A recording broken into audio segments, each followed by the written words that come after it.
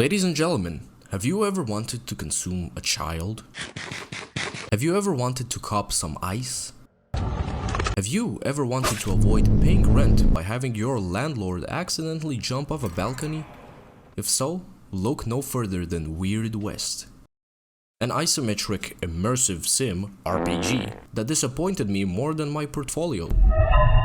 Not because the game is bad or anything along those lines, the game is quite charming. It's more so because my expectations were Fallout 1 with modern innovations. And while there are modern innovations in terms of gameplay accessibility for people who are put off by Fallout's turn-based system, there is an overwhelming lack of deep world building and any semblance of role-playing.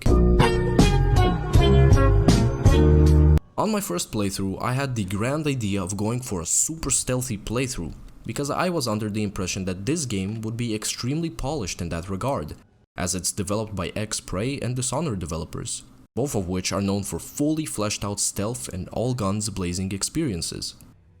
Early on, the game led me to believe that Weird West would be no different, with its environmental interactability options like opening windows, climbing, going down chimneys, etc.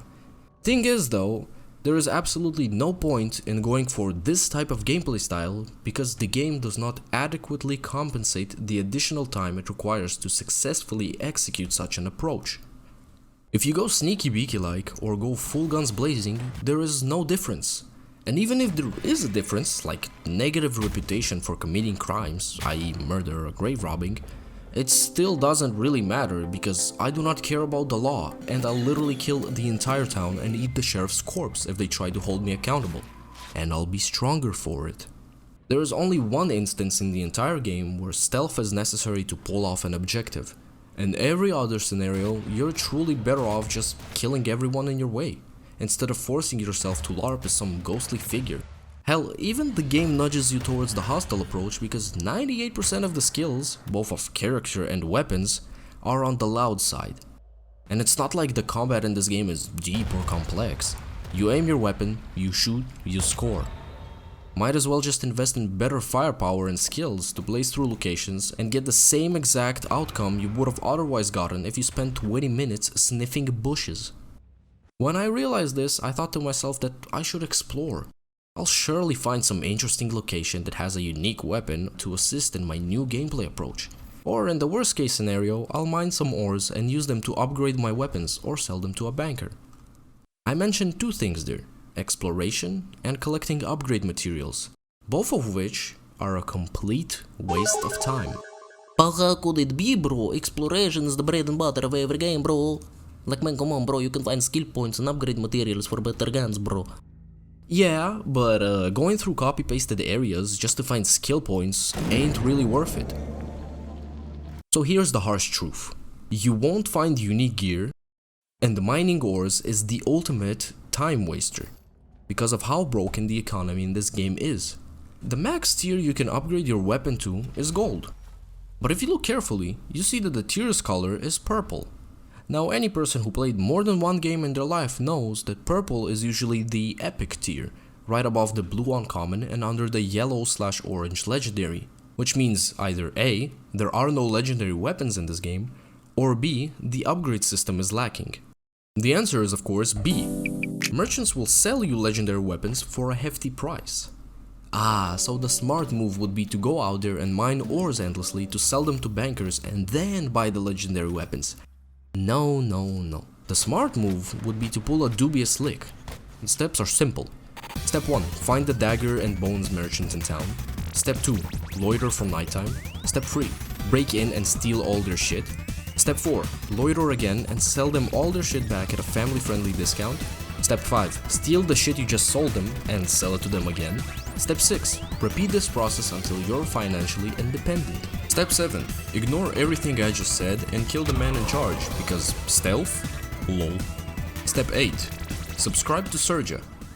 Do it right now, man, I ain't playing no fucking. With this little trick, you render pretty much everything besides the main quest pointless.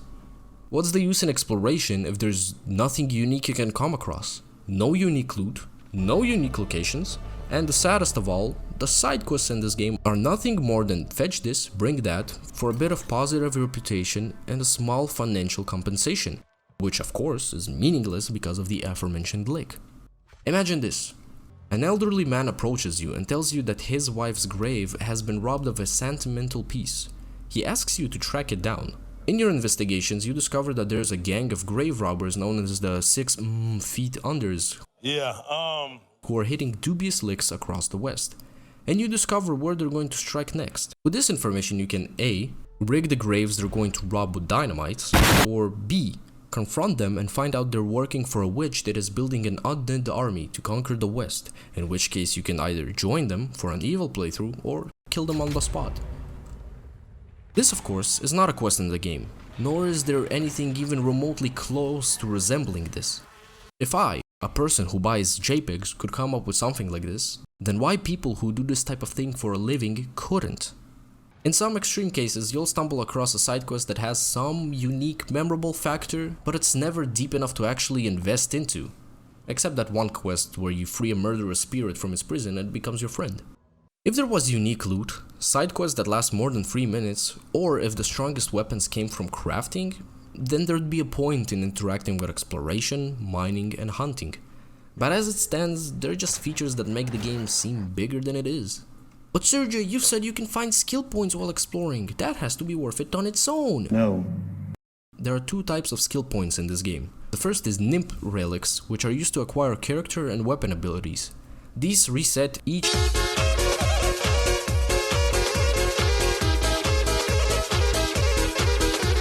The second type is Golden Ace cards, which are used to permanently upgrade or modify numerous aspects such as health, reload speed, jump height, stealth, etc. We've already talked about stealth, so we know that upgrade is pointless to grab. The others you can grab based on your shortcomings in combat engagements. If you die too fast, grab some health, you feel? The only ones that truly matter are jump height, better prices, and lockpick savings. Jump height and better prices because it'll give you an edge in your dubious licks, and lockpick savings because give me a goddamn lockpicking minigame. I don't care how good or bad it is, just give me the damn opportunity to sit there and try my own luck at opening a damn chest or door. If I fail, I'll save scum, I have no morals, and if I succeed, I'll have my lockpick for the next lock in my journey.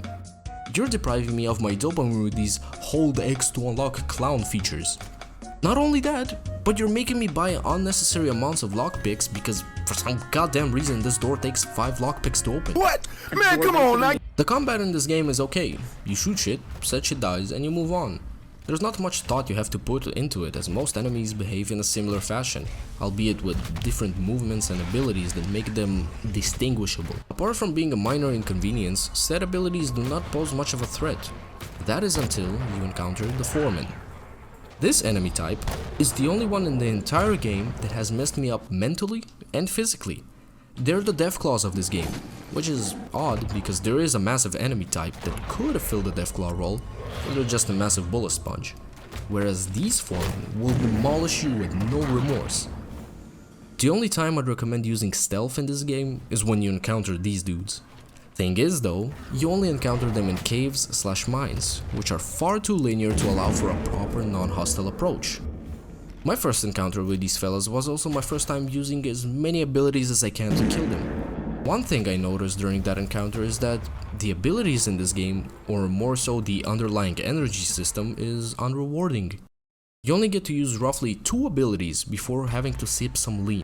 That's not terrible if encounters end fast, which for 99% of the game they do, but it is a problem if you stumble across tougher foes, because you'll enter a boring cycle of skill sip, which in itself reveals another glaring issue. The skills in this game are to be used more as ultimate abilities for quick dispatch, akin to oh shit buttons, rather than augmentators to create a unique playstyle that would distinguish each character journey or playthrough. I tried focusing on different abilities with each character, but in the end I would always rely on the same 2 abilities. Explosive barrel on the shotty for high damage and destruction, and silencer on the rifle for silent high damage. That's it. I literally found no reason to use anything else throughout the entire game. This could have been easily mended if the ability's lean requirements were recompensated if the enemy dies to said ability, in which case you could go on a killing spree with said ability, running the show. But at current, avoiding the system for the most part feels like the smoother and more enjoyable way to play. I don't want to go too in depth about the looting in this game, but there is one annoying element I have to mention. This game has way too many different types of junk items that clog up your inventory. You'll be constantly running out of space if you blindly collect everything. I'd understand the need for various junk items if they could be used for crafting or something like that, but they all exist solely to be sold. So why have dozens of different items that serve the same purpose when there's only 2 guns for each category? Priorities not in check. Lastly, we have the story, which I have to say is quite...